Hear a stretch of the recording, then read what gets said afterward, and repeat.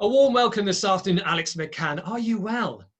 Yes, I'm fantastic. I've just come back from the gym, so I'm absolutely buzzing for this. Oh, brilliant. Oh, well done. I'm quite jealous you've been to the gym, you lucky thing. So I might go after this. However, would you be kind enough to introduce your business and tell us briefly a little bit more about what your business does, please?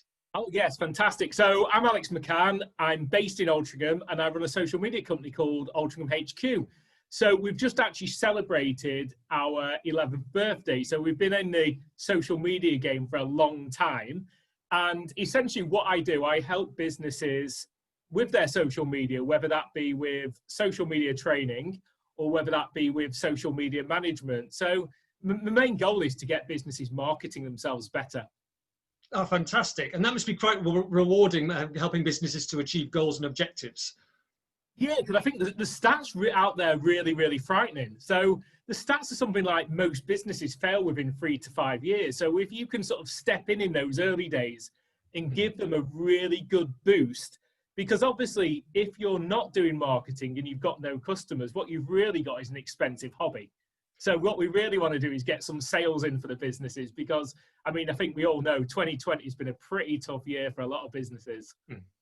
Absolutely, which actually brings me on to a point I was going to raise you, because it's been a huge year of change and upheaval for everybody, both professionally and personally. Have you seen the need and the demand to embrace and understand social media marketing alter at all? And if so, how is it altered? It's weird. My business from this whole pandemic has neither gone up nor gone down. It's kind of gone like straight across. I think there's certain businesses that were possibly holding out, that have everything's been sped up.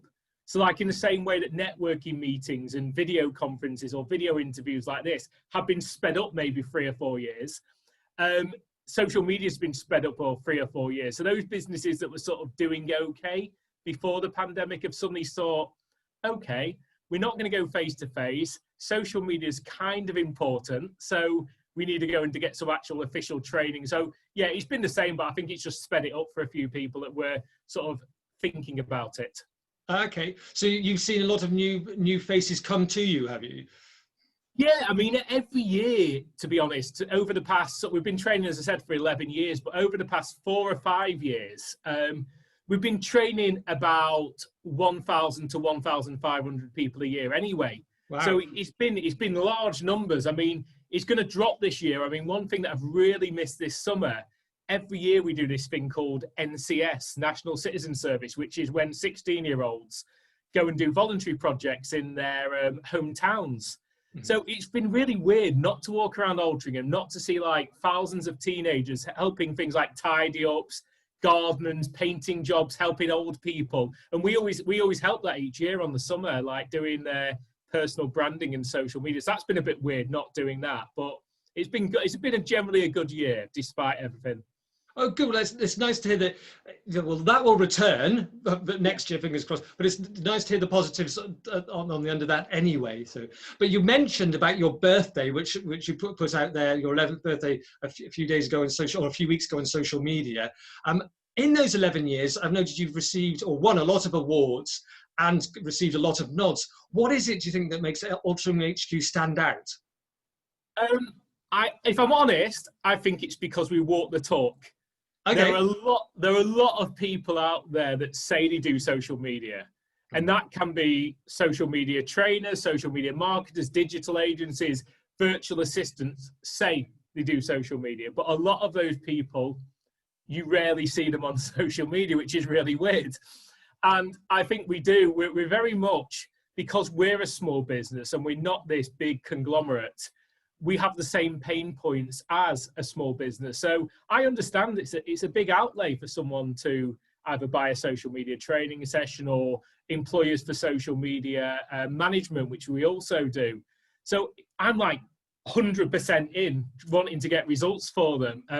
Otherwise, if I failed, it's a big failure for them and it's a big expense. So I think we walk the talk is the big reason. I put myself out there. It's a bit weird. I'm naturally an introvert, but having to put my face out there and do stuff like this and everywhere on social is against what I naturally am.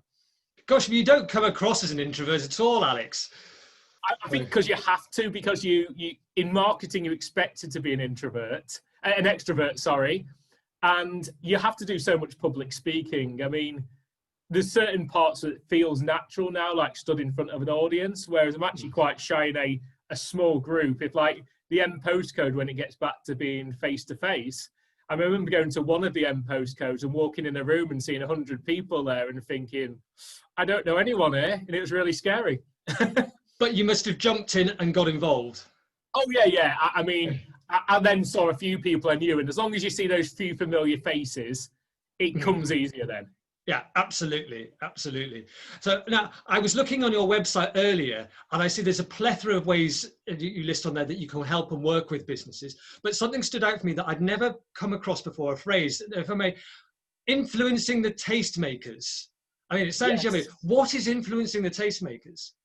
So you've probably heard of the phrase influencer marketing. There's in my old days, because I used to work in music, when you sort of talked about tastemakers, it used to be the well-known DJs on the indie station. So it might have been Steve Lamacq or Zane Lowe or something. And you wanted to get in front of those tastemakers to actually influence people. So the modern phrase for it is influencer marketing. But I'm not sure whether I really like influencers because it brings up connotations of Kim Kardashian and the glamorous, pouty girls. But I think B2B particularly, when we talk about influential people, it could be people like yourself who are doing interviews like this, MPostcode, people who run networking groups, influential people in lots of different small towns and suburbs. I think it's really important for small businesses to engage with those people. And I guess in an Altrincham or South Manchester perspective, we're considered them. I mean, we did an interview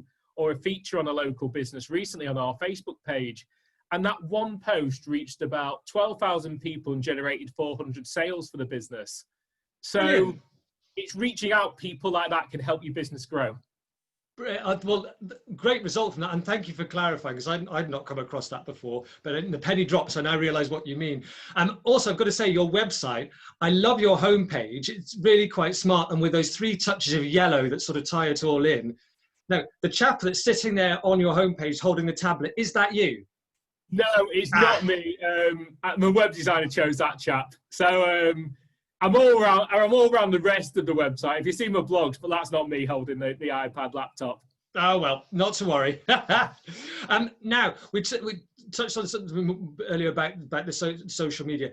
Now, fear and anxiety, I know, are obstacles that many people overcome or have to challenge themselves with through life, and social media anxiety is one of them. What tips would you give to small business owners and sole traders to overcome, say, their LinkedIn anxiety, to engage with more content and put more content out themselves?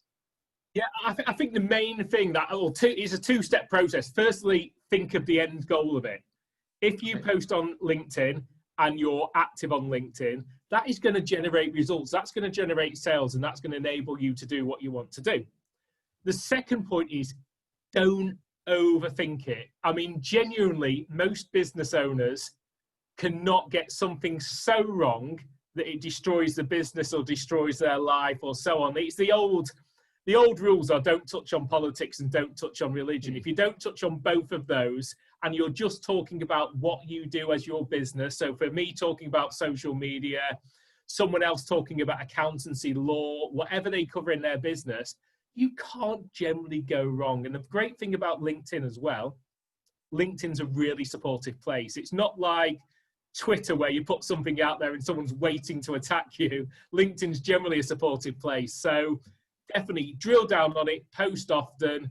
You'll refine your message over time. And obviously there's people like me that can help you on the strategy side of things and the messaging side of things. But give it a go. If it's not generating results, come to a professional. Brilliant. So from that, I get the feel, be authentic, just put out there what it means to your heart, means to your business, and get it out there and people will follow it. Yeah, your authentic message is really important. I think when people overthink what they're posting on social media, it takes out every element of their personality and it becomes so vanilla, it's bland. So if you put your personality in, it becomes a bit more passionate, a bit more exciting. Excellent, excellent. So be your authentic self, be passionate. And now you said earlier about the physical networking events, which fingers crossed will appear at some point in the future. I'm sure it will. You've attended several of the online events recently, so thank you very much for that with MPostcode Business Hub. What do you like about them and what value do they give you? Yeah, I think MPostcode meetings are fantastic. I mean, as I said, I've been to the physical meetings, I've been to the online meetings. I think for me, the online meetings at the moment, what really makes it for me is obviously yourself as a host, keeping it on to time and keeping it on the interviews with people. But I think what makes it really great is the breakout rooms. The fact that you get a chance to meet so many people in that hour and a half. I don't think any of the other meetings sort of have that fast moving pace. I think a lot of the other networking meetings that you go to, it's all about the speaker and less about the attendees, whereas the MPostcode, it's all about the attendees. So I think you get a chance to meet maybe 25, 30 people over the hour and a half, and it's really good. Excellent. Oh, thank you for that. That means a lot, and it's what we've been getting from other people as well, which is brilliant.